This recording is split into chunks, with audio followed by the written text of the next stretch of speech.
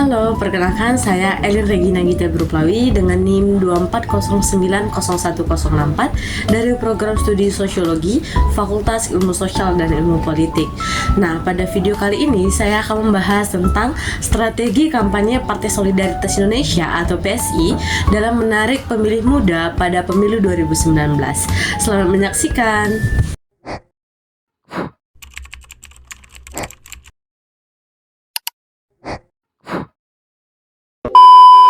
Pemilu 2019 menjadi salah satu pemilu yang menarik perhatian karena pertarungan politik yang sangat kompetitif. Dalam konteks ini, Partai Solidaritas Indonesia atau PSI menjadi salah satu partai baru yang fokus pada isu-isu milenial dan anak muda. Jadi generasi muda itu memiliki potensi besar dalam menentukan arah politik Indonesia. Itu karena generasi muda itu mewakili lebih dari 50% jumlah pemilih. PSI hadir dengan visi yang modern dan progresif, menyadarkan generasi muda sebagai basis pemilih utamanya. Strategi yang mereka gunakan melibatkan media sosial, isu-isu toleransi, anti korupsi, dan penggalangan suara melalui komunitas. Namun, pertanyaan yang menarik adalah seberapa efektif strategi ini dalam menarik pemilih muda? Pertanyaan ini akan kita jawab pada pembahasan berikutnya. Baik, selanjutnya saya akan menjelaskan teori politik yang relevan dengan tema kita pada video kali ini. Jadi yang pertama itu ada teori pemilih rasional. Teori pemilih rasional oleh Anthony Dons menyatakan bahwa pemilih cenderung mendukung partai yang menawarkan manfaat terbesar bagi mereka. Dalam konteks PSI, partai ini menawarkan gagasan anti korupsi dan keterbukaan yang menjadi perhatian utama pada generasi muda di Indonesia. Selanjutnya ada teori yang kedua yaitu teori media politik. Menurut teori media politik, media sosial itu memiliki peran sentral dalam membentuk opini publik, khususnya pada generasi muda yang sangat aktif di platform seperti Instagram, Twitter, dan YouTube. Berikut ini merupakan data-data pendukung pada tema kita kali ini. Yang pertama itu adalah statistik pemilih muda di pemilu 2019. Menurut data KPU, sekitar 70 juta pemilih di pemilu 2019 berasal dari kelompok milenial dan Gen Z. Yang kedua adalah kampanye media sosial PSI. Jadi PSI ini memiliki 3 juta lebih pengikut di media sosial menjelang pemilu 2019. Ini menunjukkan bagaimana mereka menggunakan platform ini untuk kampanye. Yang ketiga adalah hasil pemilu. Jadi meskipun PSI ini mendapatkan banyak perhatian, namun mereka hanya memperoleh 2,2% suara secara nasional dan gagal memenuhi ambang batas parlemen sebesar 4%. Baik, selanjutnya kita akan masuk kepada pembahasan, yaitu strategi kampanye PSI. PSI menggunakan pendekatan yang unik untuk menarik pemilih muda dengan fokus pada hal-hal berikut ini.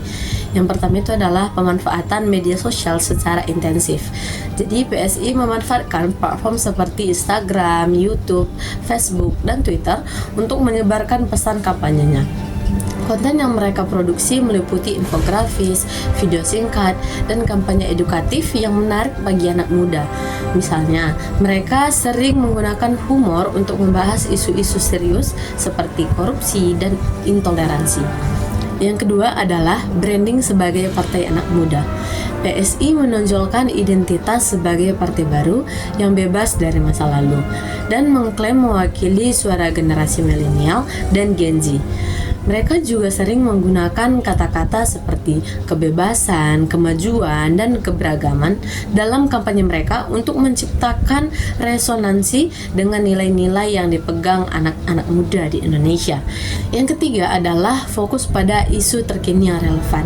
PSI menyuarakan isu-isu seperti toleransi antar agama, pemberantasan korupsi, dan kesetaraan gender. Mereka mendukung kelompok marginal seperti perempuan, minoritas agama, dan komunitas LGBT yang jarang diangkat oleh partai-partai lainnya.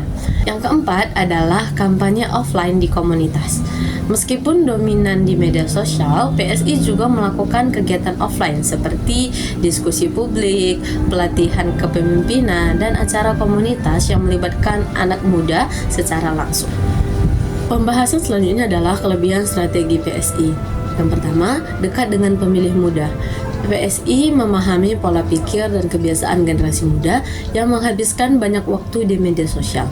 Kampanye mereka berbicara dalam bahasa yang relevan dengan anak muda. Yang kedua adalah pemberdayaan perempuan dan generasi baru. Jadi salah satu ciri khas PSI adalah memberikan ruang lebih besar bagi perempuan dalam politik. Contoh-contoh muda seperti Grace Natali menjadi simbol kepemimpinan yang progresif. Yang ketiga adalah kreativitas kampanye. Jadi PSI menggunakan pendekatan kampanye kreatif yang berbeda dari partai politik tradisional, sehingga terkesan modern dan segar di mata generasi muda. Pembahasan yang selanjutnya adalah kekurangan strategi PSI. Nah, tadi kan kita sudah membahas tentang apa kelebihannya. Berikut ini kita akan membahas tentang apa kekurangannya. Yang pertama adalah kurangnya infrastruktur akar rumput. Meskipun kuat di media sosial, PSI tidak memiliki jaringan solid di tingkat akar rumput seperti desa atau daerah terpencil. Ini menjadi kelemahan besar karena banyak pemilih di Indonesia masih terpengaruh oleh politik lokal. Yang kedua adalah komunikasi yang terlalu elit. Strategi PSI sering dianggap terlalu eksekutif untuk kelas menengah dan atas dan kota besar. Hal ini membuat mereka sulit menjangkau pemilih dari kelas pekerja atau daerah dengan akses internet yang terbatas. Yang ketiga adalah minimnya fokus pada pemilih non-milenial. Dengan terlalu fokus pada isu milenial, PSI gagal menarik perhatian dari generasi yang lebih tua, yang justru memiliki jumlah pemilih lebih besar. Yang selanjutnya adalah yang keempat, hasil yang tidak sesuai ekspektasi.